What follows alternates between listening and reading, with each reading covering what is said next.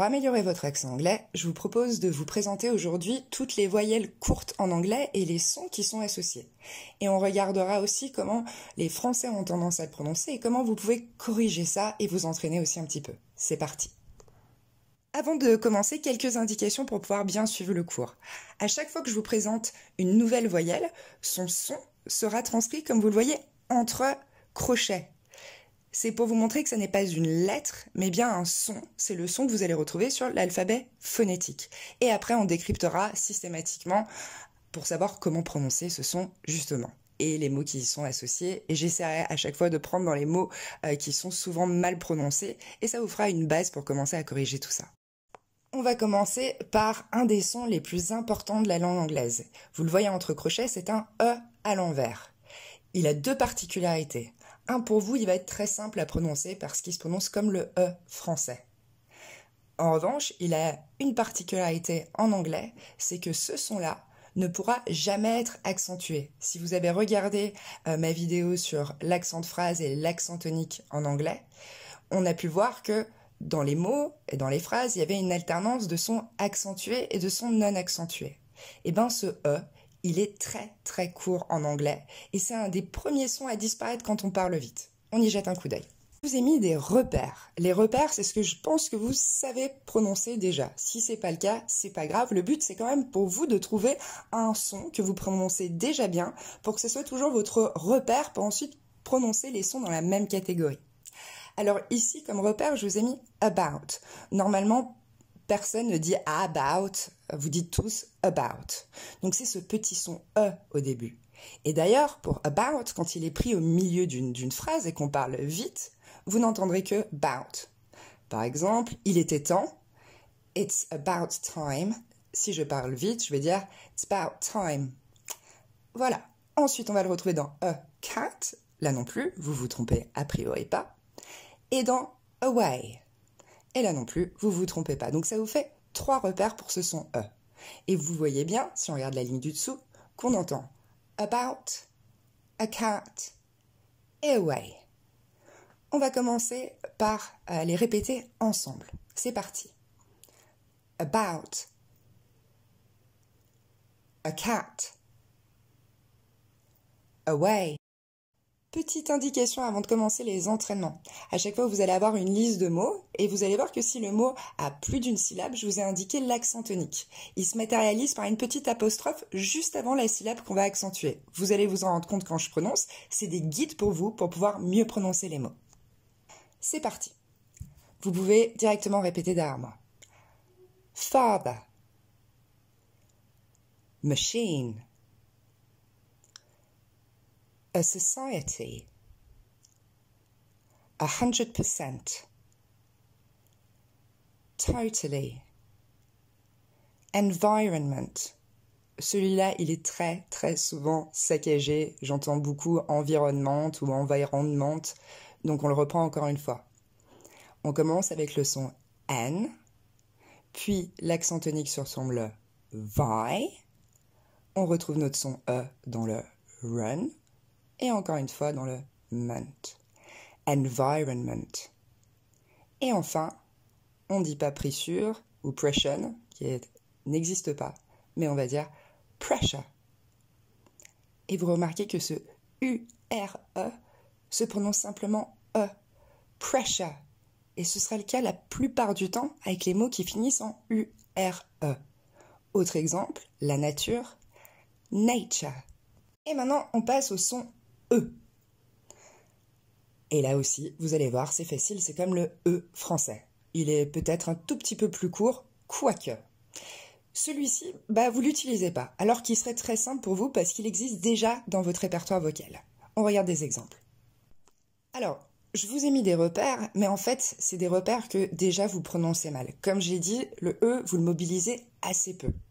Donc, ce sont des repères, mais pour vous, il va falloir encore vous entraîner un peu pour que ça en devienne.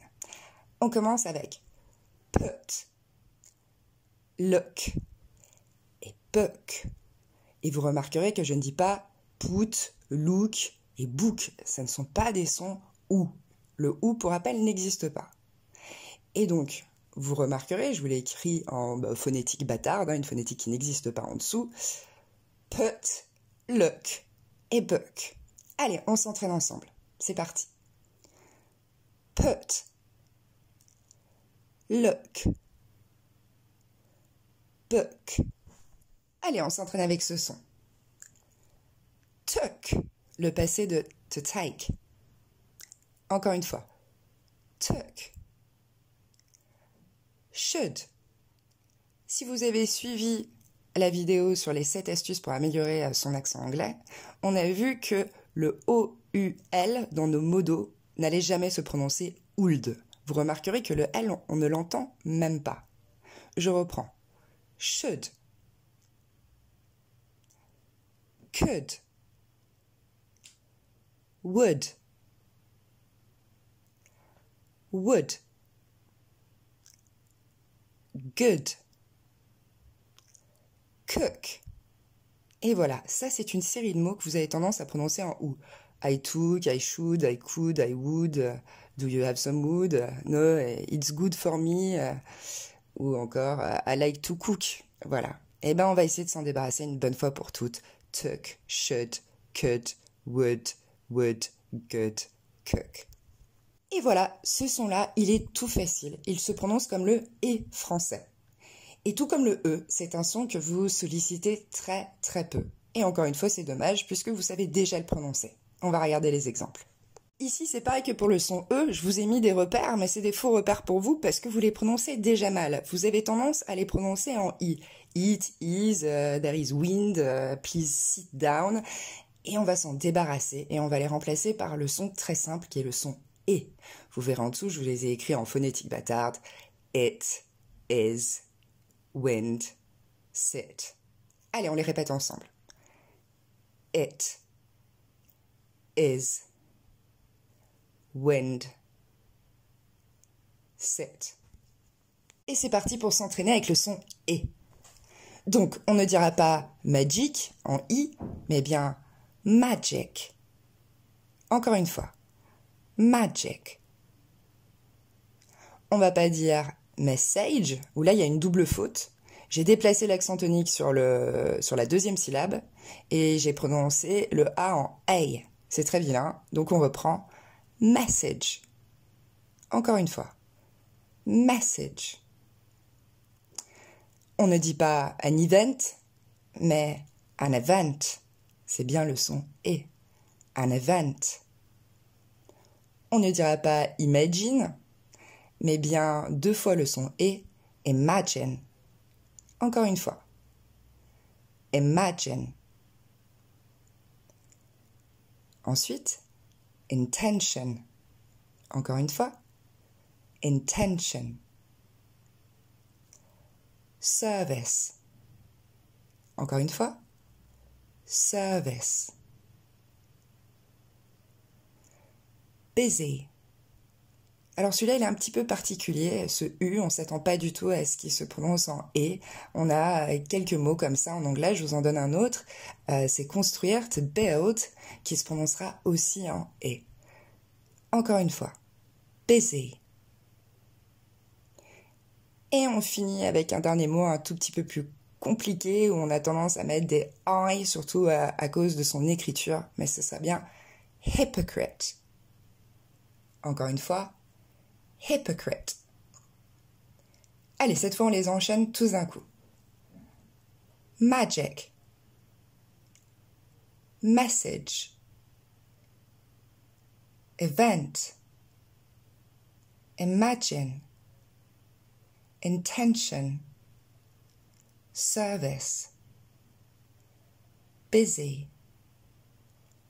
Hypocrite. On passe maintenant au son A. Il est proche du A français, mais il est plus ouvert. C'est pour ça que je vous ai mis une bouche bien grande ouverte. Quand vous allez prononcer, vous allez peut-être exagérer dans un premier temps l'ouverture de votre bouche pour s'éloigner un tout petit peu du A français. Comme repère, vous pourrez retenir les 3 mots suivants. Cat,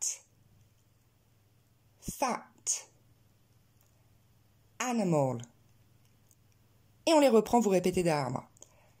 Cat, fat, animal. Et c'est parti pour s'entraîner un petit peu.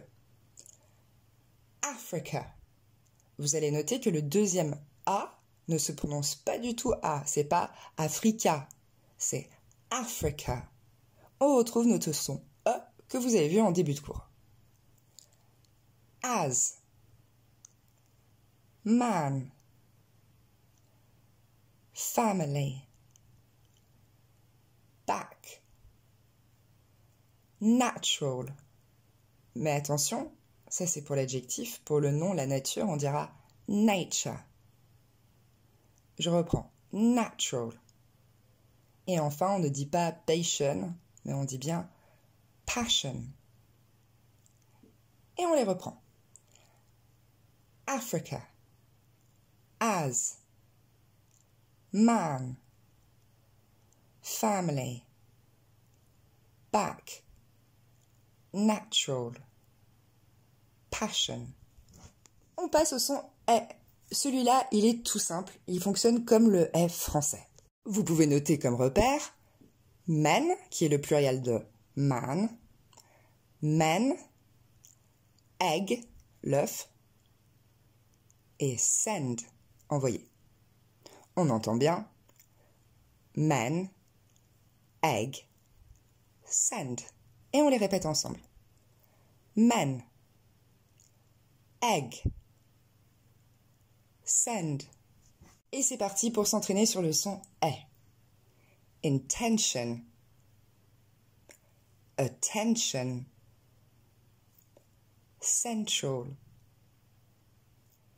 effort, et non pas effort ou effort. On l'entend à peine ce ORT. En fait, on entend le son E qu'on a vu au début, suivi du son T. On le répète encore une fois. Effort. Anyway. Environment. Allez, on va les reprendre tous à la suite les uns des autres. Intention. Attention. Central. Effort. Anyway. Environment. On va maintenant aborder notre avant-dernier son de la liste, c'est le son O. On n'a pas vraiment d'équivalence, il est différent du O français, mais vous le prononcez pas tout à fait comme il faut. Il va falloir ici bien arrondir les lèvres et aussi se rendre compte que le son vient de la gorge. Quand vous vous entraînez, vous pouvez même placer votre main sur votre gorge et la sentir un petit peu travailler. Et voilà nos repères. Off. J'aurais pu aussi choisir la préposition of. Hot. Lost. Alors là, c'est des repères, à la fois c'est pas vraiment des repères pour vous parce que vous avez tendance à dire off, hot et lost, donc vraiment quelque chose qui est un mélange entre le français et l'anglais. Donc, on va retravailler plus avec des lèvres arrondies et un son qui vient de la gorge. Off, hot, lost. Encore une fois. Off, hot, lost. Et c'est parti pour s'entraîner avec ce son O. Often, obvious, not, forest, content. Encore une fois, et cette fois vous allez répéter après moi. Often, obvious, not, forest, content. Et on va aborder la dernière voyelle courte. C'est la dernière et pour certains d'entre vous, ça sera aussi la plus difficile parce qu'elle est assez subtile. Vous avez tendance à la prononcer E cette fois, fun, enfin un espèce de E bizarre, fun, jungle, et ça n'est pas ça. Ça sera fun, jungle. Allez, encore une fois. Fun, jungle. Et c'est parti, on va s'entraîner. Vous allez voir que la plupart des mots qui suivent, vous les prononcez pas très bien. J'espère que cet entraînement, du coup, va vous aider à corriger tout ça. C'est parti. Us, match, touch, Monday. C'est pas Monday, mais Monday. blood. On dit pas blood, on dit blood. Comfort, et non pas comfort, mais bien comfort. Money, on dit pas monnaie, mais money. Culture, on dit pas culture, mais culture. Russia, on dit pas Russia. Et finalement, le i, il disparaît complètement. Cette terminaison en ia, on retrouve notre e du début. Et donc, on va reprendre Russia. Et enfin, currently. Allez, on les reprend tous d'un coup.